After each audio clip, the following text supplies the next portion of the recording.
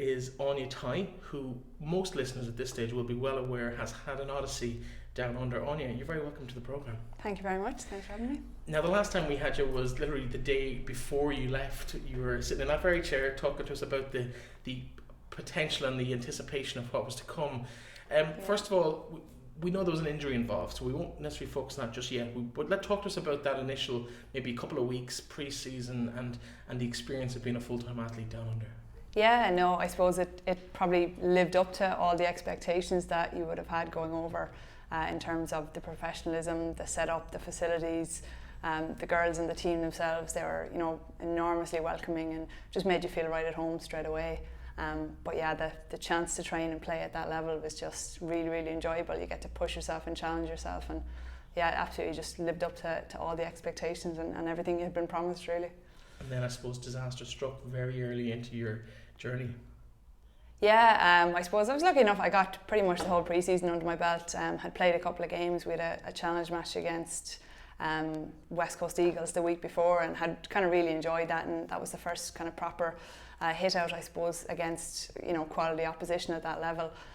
So it was nice to get at least that under my belt. And yeah, it was the second challenge match then against Adelaide, where unfortunately picked up an ACL injury. But I suppose even throughout the season after that, I was able to learn a huge amount in terms of the game styles, tactics, kind of set up, and I was still able to get a huge amount from the experience even after that. In terms of the actual injury, what damage did you do to yourself? How did it happen? So it happened just, I was going up for a ball at a boundary throw in the ruck, and just whatever way I landed, the knee gave way, so ruptured the ACL and had a small bit of meniscus damage on either side as well, but was very good, was able to get in for a scan with the club the next day, met the surgeon during the week, and he was able to, because I suppose the ACL was ruptured, but the knee itself was still in pretty good nick outside of that, so I was able to get in for surgery pretty much straight away, and that meant you're on the road to recovery as quickly as possible as well, so it gives you a bit of helping hand in the long run too. And of course this all happened at the end of last year, so at the very start of this year, that's kind of the year turned. Yeah. What's the current situation?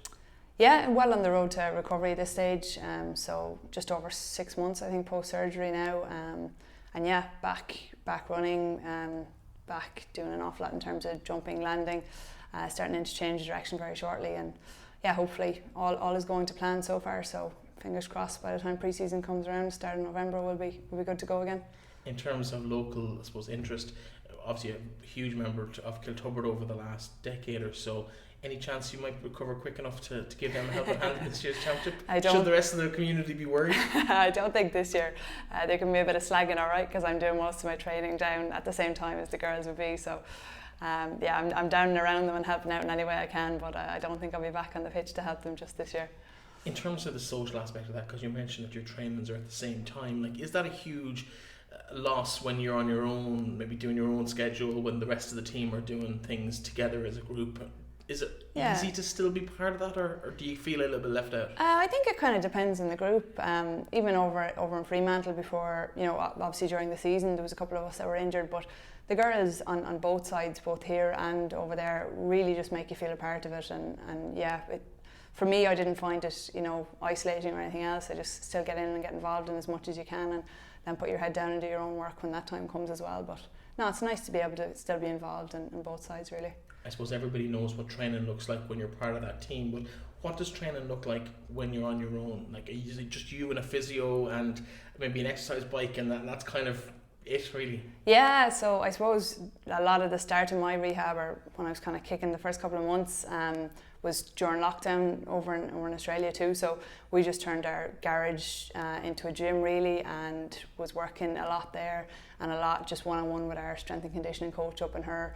She has a gym out the back of her house as well. So yeah, it's a lot of assault bikes and jumping, landing, just strength work, gym work. But to be honest, I enjoy that side of it. I enjoy the gym, I always have, so it's not something that I dread doing or anything. It's just I know I have to do it, and I enjoy it as much as I can when I'm there, and then get on to the next session. How have you found, when you're talking about outdoor gyms and stuff, now I know people have been fairly creative in terms of how their gym works. My own nephew has an outdoor gym at the back of the yard, but there's a big difference in having an outdoor gym in Leitrim and having one in the west coast of Australia. In terms of the weather and all that sort of stuff, How has it been like kind of assimilating back into the lovely Storm Ellen and stuff that's going on this week? Summer, I was sending them a video the other day of a wonderful summer day and the rain pouring down, but it's like once you're back it feels like you've never left really. We were lucky enough, got a couple of good days over the last couple of weeks and we got a few adventures in, but it's something you get used to really, I think, once you're based here. And you'd miss the rain sometimes too over there. Now of course you're not the only one on that kind of odyssey down under from the world of women's football. There's been 18 players last year. There's going to be 18 players at least this year already signed up with 11 clubs. There's a Dublin invasion in Melbourne. They're following Jim Steins many years later. There's a couple of girls over with Fremantle as well. I know Kate Flood from Louth is signed up for this season. In terms of the 18 girls going over there, is that something that has become a realistic option for the girls here? And would you, I suppose, be pro it or against it, taking everything in consideration? Yeah, I think it's a massive opportunity. I suppose this year with COVID and restrictions in terms of travel, I think that has probably maybe put some people off or reduced the numbers of new girls that could have potentially gone over. But it's definitely, to get the opportunity to train as a professional athlete in the facilities that are there, with the support systems that are there, not only on the field but off the field as well, in terms of personal development and training and everything like that. I think it's something that you couldn't begrudge any player if they got the opportunity to go to experience it and take everything you can from it. Because there's some big names on that list as well. Like you've got, as I mentioned, the Dublin trio, that's Sinead Goldrick, Niamh McAvoy, and now newly this week, I think there was a new girl named, I can't remember her name. Lauren McGee. That's right. Who's Johnny McGee's daughter, which is kind of scary, makes me feel really old. But in terms of that, how easy is it to adapt to that game? Because it's a different ball. There's a lot of similarities in the physicality and the speed and the pace of it. Yeah. But it's a different ball fundamentally. It's a different scoring system. Absolutely, yeah. How do you get your head around that? I think sometimes it depends on the position. So I was lucky enough, I played a lot in the mid last year, and the transition there was a little bit easier because it's very similar in terms of transitioning the ball from defence to attack. Sitting back if we're defending and then getting the opportunity to go forward. That's very similar. I know for the defenders, a lot of the girls that have gone out and played as defenders have really settled in straight away. The likes of Sinead Goldrick, like you said, Aileen Gilroy had a phenomenal year last year too, playing off that half-back role. And you'll kind of notice a lot of the lads that go over as well, they kind of slide into that wing-back or half-back role, because that's really similar to the role they'd play over here. But I think once you're out in the field, your instincts kind of kick in and take over, and sometimes the less you kind of think and worry about all the differences, the easier it is. You just look for the ball and play ball the same as you would any other sport, really. Now you talk about comparing boys and girls out there, and the big difference in my opinion looking at the game is that in the women's game over there it's full contact, where I know there's a lot of contact in the women's game here, but it is supposed to be non-contact and it gets penalised. How much of a realisation of oh God, I'm going to get really hit here, it comes in, or does that even bother you? Because I think at that stage you're well used to taking a few knocks on the pitch. No, I think that's it. I think once you're in it and you're obviously braced for contact, contact is coming, then it's fine. It's if you ever get hit without that kind of warning, that you get a bit of a jolt. But no, that was actually one aspect that I really liked and really enjoyed, because the rule is very clear cut and straightforward. A tackle is a tackle, and I think over here there's an awful lot of kind of variance between at different levels you're playing and different referees and even different sizes of players. Sometimes you'll get pulled, or sometimes somebody won't get pulled, whereas over there doesn't matter size, shape, height, anything. Once you do a tackle correctly, it's a tackle and you get rewarded for it or you get pinged for it. So no, that was something that I actually really enjoyed over there. What was the biggest difference on the pitch for you between the two sports? Probably maybe like the kind of speed and movement. So sometimes because the skill level maybe isn't quite as high as the men's and that over there, the ball will get kind of stuck in an awful lot, or it can, depending on the opponent and depending on the game, and there'd be repeat stoppages. So with Gaelic, it's obviously free flowing all the time. You're up and down the field. There's very little chance to actually get a break and set up a structure. Whereas over there, it's anytime the ball is stopped or the umpire has to throw it in, it's all about, well, let's get our structure set up and let's get in position, and we'll get a kind of chance to restart again now. So yeah, that maybe stop-start nature compared to the free flowing type that Gaelic football is probably the biggest difference. And is it, I know we talk about down under, but is it the same, just flipped, that throw in is actually a throw down? That you bounce it and then or is that how it works? With the boys it is, but with the women's AFL they actually throw it up in the air all the time. which is a little bit easier because when they bounce it off the ground, it can go anywhere. So we've all seen that. We've all seen that. How are you looking forward to going back to Australia? Because obviously you go back, you won't play any sport here competitively at least. So there's very little risk of injury from sport over the next few weeks. You're just doing your prehab and your rehab from the injury and into the pre-season. What's the timeline on that? When do you go back? When do games start? Yeah, so hoping to head back in the middle of October. Pre-season starts the start of November. And then there's a run through until generally the end of January, start of February. So I think the first round of games are the weekend of the 9th, starting the 9th of February over there. So you'll get a kind of decent chance to get a good pre-season in, get a couple of practice matches and challenge matches in normally the couple of weeks before the season starts, and then it's into 9 rounds week after week from there. And are you in a good mental space to go back into that? Like, because obviously sometimes come back from an ACL, it can be. You've had injuries before though. You've had like long-term injuries before. Yeah. How's the mind when you're coming back and you're looking at a girl coming at you? How's the mind on that? I know it's quite hard to ask that question. You're smiling at me now. Yeah. No, I suppose I'd be quite. Stuff like that kind of wouldn't really bother me too much, or I wouldn't get too worried about stuff like that. I like once you can go back out jumping and hopping, I'm like, oh great, that's another thing I can do, and I can incorporate that more into my training. And once you reintroduce the change of direction again, you're buzzing because it's positive. It's it's another step you can take, and you're getting closer and closer to actually back training in the field with the girls and back playing games. So no, I love that every little box you tick and milestone you hit, that you're making progress. You're getting back to what you want to do at the end of the day, which is play the game. So yeah, I wouldn't really have too many reservations. In terms of another, I suppose, concern that you might have, and I don't want to focus on negatives, but like obviously this is now your career. This pays the bills. This puts a roof over your head. Mm-hmm. Like, is that in the back of your mind when you pick up an injury like that? Does that come into it at all, or how quick in the process do you realise, oh, hang on a minute, my contract for next year might not be there when this falls through? Yeah, I suppose it depends on every player's scenario and situation is different. I was very lucky. I had supported the club from word go in terms of both kind of helping, and we had a bit of employment outside of the football over there as well, so we did a bit of coaching in schools and things, so that obviously helped as well.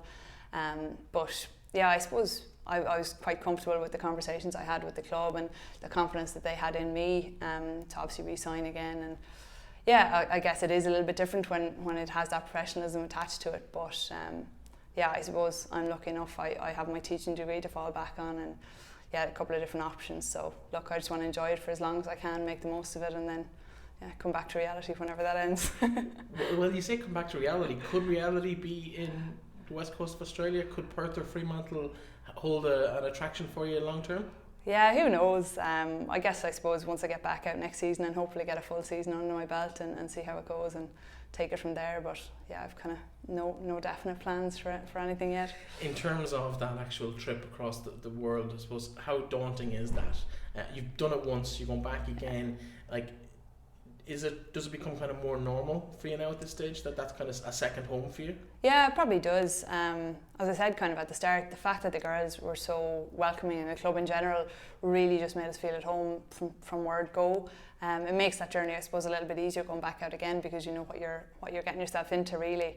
And I'm quite lucky. I have family. My cousin Brian is based over there with his wife, and he just had a little baby there at the start of the year too. So it's nice that you have that little connection over there too, that if things aren't going well, or if you want family, that it's still there, that you can kind of nip up the road and have a chat and a cup of tea and get a bit of Irish in over there as well.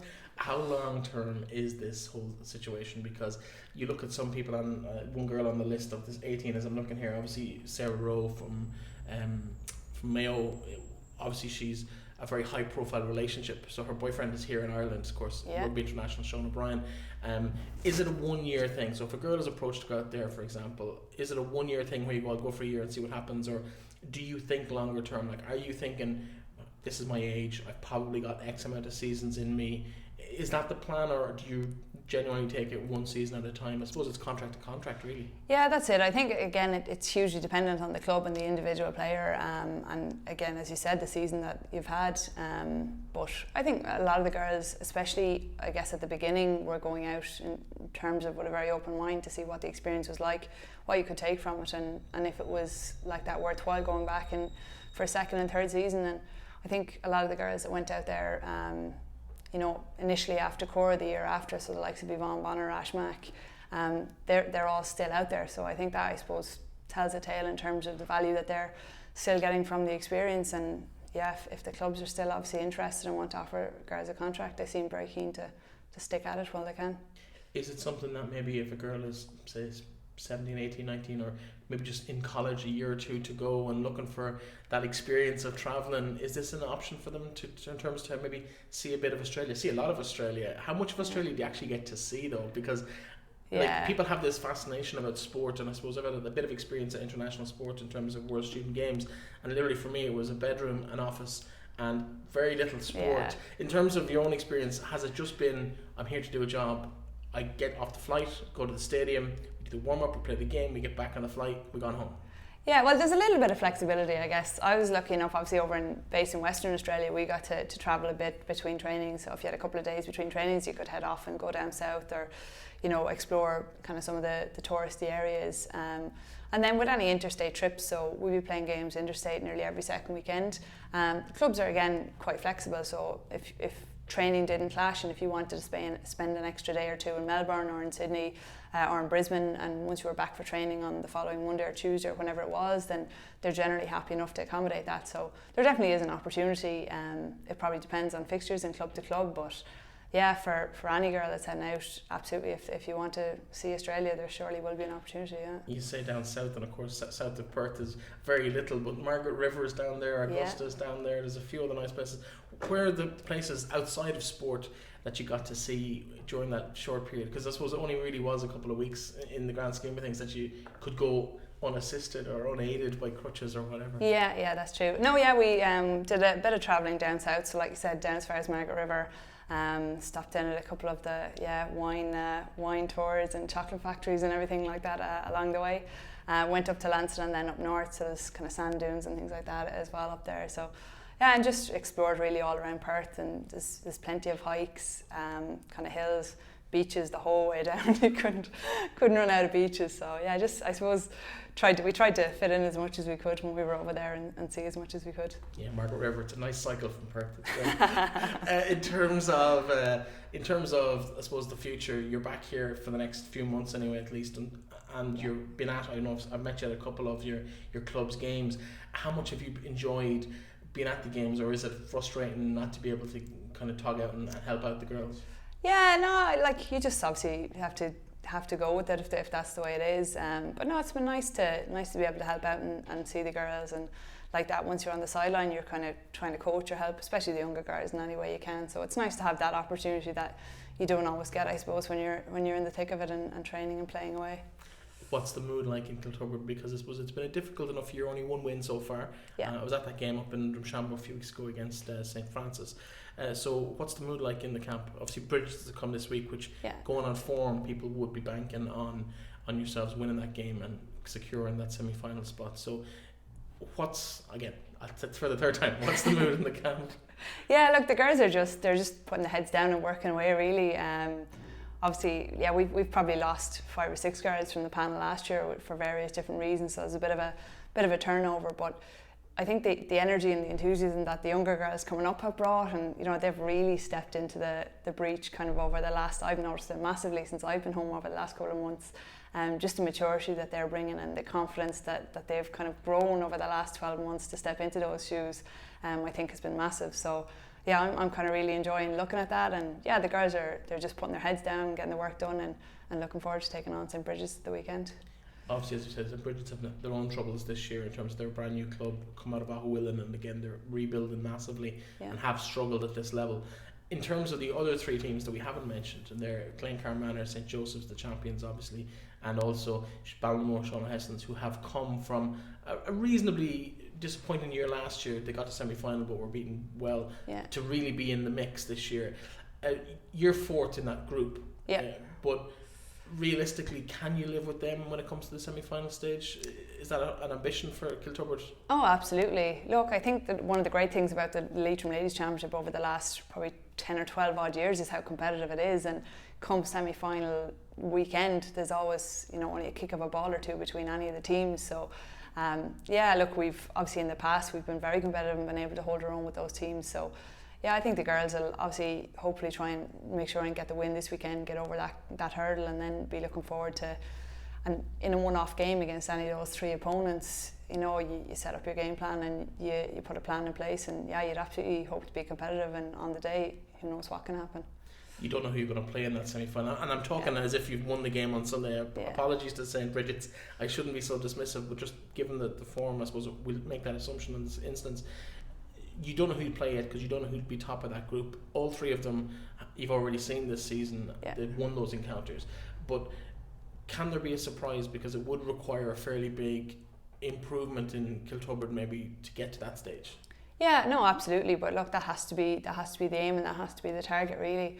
I think, even previous encounters in previous years, people have gone into games as hot favourites and been turned over. So, I think you'd never write off any team the same way we'll obviously approach St. Bridget's at the weekend as a must-win game, and absolutely take nothing for granted on that side of it either.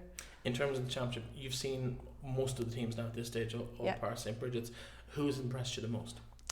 I think, like you said, Ballinamore have really built on, they've been up and playing senior in terms of league and championship for the last couple of years, and I think they've kind of taken that experience, and it always does take a couple of years of playing at that level to really make the step up. But this year they've seemed to really take it to the next level, which has been great, and the confidence that they'll get from those victories against Manor and even the draw against St. Joseph's will be huge for them.